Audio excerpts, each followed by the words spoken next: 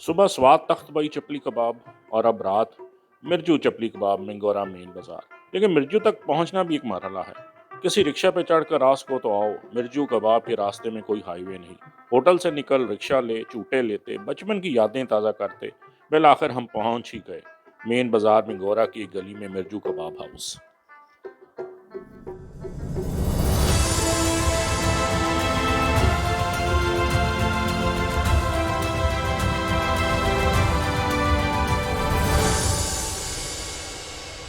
तो इस वक्त जनाब मैं पहुंच चुका हूं स्वात के मिंगोरा के जिसका पुराना नाम उद्याना था, उसके सबसे पुराना तकरीबन कोई 100 साल से ज़्यादा पुरानी चप्पल कबाब की दुकान पे जो अल मशहूर मिर्जू बाबा की दुकान है। इसकी लोकेशन या तो आपको गूगल आंटी बता सकती है। वैसे सबसे आसान तरीका ये है कि आपने जहाँ भी स्टे किया हुआ है स्वात में, मिंगोरा में, सैदुल शरीफ में, अपनी गाड़ी आप वहीं पार्क कीजिए, बाहर निकलिए, रिक्शा लीजिए और उनको दरख्वास्त कीजिए। क्यों अदरवाइज़ अगर आपने रिक्शा लोकल सवारी ना ली या लोकल गाइड ना हुआ तो आप इन गलियों में इस मेन बाज़ार में गुम जाएंगे और यहाँ तक बड़े खज्जल ख्वार होकर पहुँचेंगे। तो हमने एक रिक्शे वाले बाबा जी से दरख्वास्त की और बड़ी आसानी के साथ हम 5 मिनट के अंदर अंदर सैदुल शरीफ से मिंगोरा के मेन बाज़ार के अंदर गलियों में मिर्जू बाबा की दुकान पे पहुंच चुके हैं। अब थोड़ा सा इधर क्लोजअप आ जाओ, ऊपर आ जाओ ज़रा, मुझे देखो।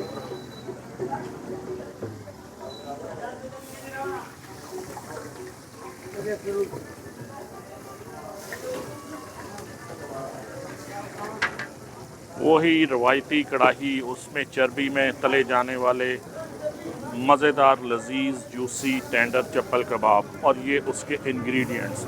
अभी हम इनसे बात भी करेंगे, अभी ज़रा वो मसरूफ़ हैं, लेकिन हम आपको सारा इसका तरीक़ाकार भी बताते हैं जनाब।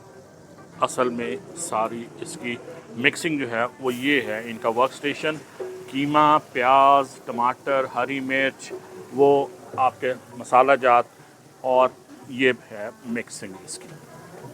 इसको गूंदा जा रहा है और इसकी अच्छी तरह मैरिनेशन करने के बाद, मिक्सिंग करने के बाद ये आगे चले जाएंगे उस कढ़ाई की।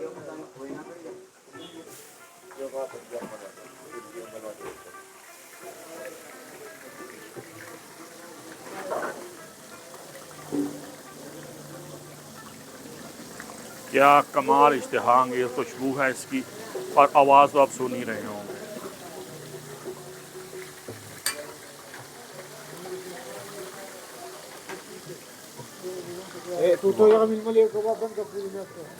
वही रवायती अंडे फ्राई और ये फ्राई अंडे भी जो हैं वो मैरिनेटेड कीमे में मिलेंगे और फिर इनकी होगी।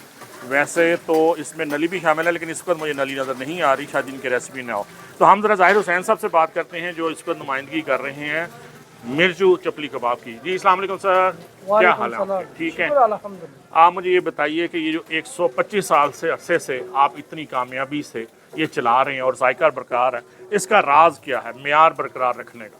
इसका राज तो असल ये है, इसमें मिलावट नहीं है बिल्कुल। ठीक, सोचा है ये तो गोश्त है, खुद ज़बा करते हैं हम, किसी से लाते नहीं। जानवर आप अपना ज़िबा? आप अपना ज़बा करते हैं खुद। अच्छा, और ये भैंस का ही होगा? भैंस का ही होगा इंशाल्लाह। सही। वैसे और गोश्त से बनता है नहीं बगैर भैंस से। और इसमें बहुत ज्यादा मसाले नहीं मुझे लग रहे, वही नहीं नॉर्मली मिसाले, नॉर्मल मसाले, ये नॉर्मल मिसाले। सही। इसमें असल बात यह है कि जो आप गोश्त इस्तेमाल कर रहे हैं वो खुद से ताज़ा है और साफ है बिल्कुल, और सेहतमंद जानवर का। बिल्कुल सही। तो ये कितने आप एक दिन में जो है ये किलो कीमा या कितने मन जो है वो कीमा लग जाता है? एक भैंस निकलती है इंशाल्लाह। एक भैंस है वो 3-4 मन काम की तेज हुआ फिर 2 या 3 ऐसे हम ज़बा करते हैं। लेकिन इस दिन में थोड़ा कम ठंडा है, एक भैंस हम रोजाना ज़बा करते हैं सुबह। सही।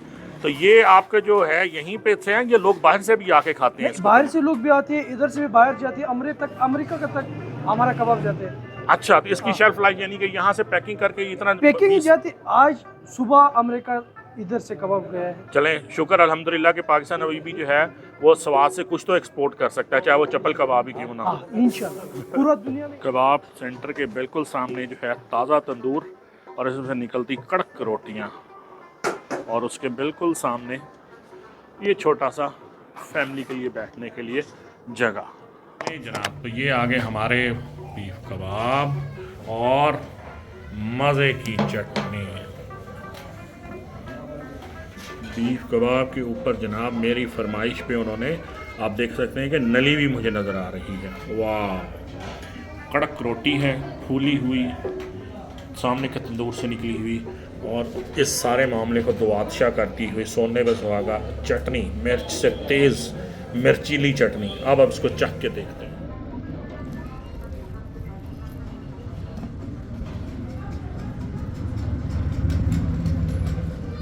ये आपको बोन मैरो यानी कि नली के चंक्स जो हैं वो ये देखेंगे फील हो रहे हैं। ये जो KPK के चपली कबाब हैं, इनकी रेसिपी जो लाहौर में मिलने वाले चपल कबाब हैं उनसे मुख्तलिफ इस तरह है कि ये अंदर से बहुत सॉफ्ट हैं ड्यू टू प्याज कंटेंट। इसमें जो प्याज की रेशो है वो डिफरेंट है, बाहर से ये क्रंच है और अंदर से बहुत सॉफ्ट टेंडर। तो कबाब हुआ ख़त्म, और ना सिर्फ हमने वहाँ बैठ के खाया बल्कि हमने साथ कैरी करने के लिए पैक भी कराया। और मेरे साथ खड़े हैं वो रिक्शे वाले हमारे बाबा जी, जिनकी बदौलत जो है वो हम यहाँ तक पहुँच सके, अदरवाइज़ आधी रात तक मुझे ये पॉइंट नहीं मिलना था।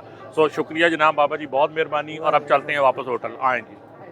तो जनाब इतना नमकीन खाने के बाद मीठा तो कुछ बनता था, तो मिर्जू कबाब की साथ वाली गली से ही हमने ढूंढी एक खीर की दुकान, फ्रीज़र से निकलवाई खीर, कुछ पैक करवाई, एक प्याला वहाँ खाने के लिए लिया और मुंह मीठा किया, और फिर होटल को रवाना। हमारा मिंगोरा सैदो शरीफ का चप्पल कबाब हंट प्रोग्राम पूरा।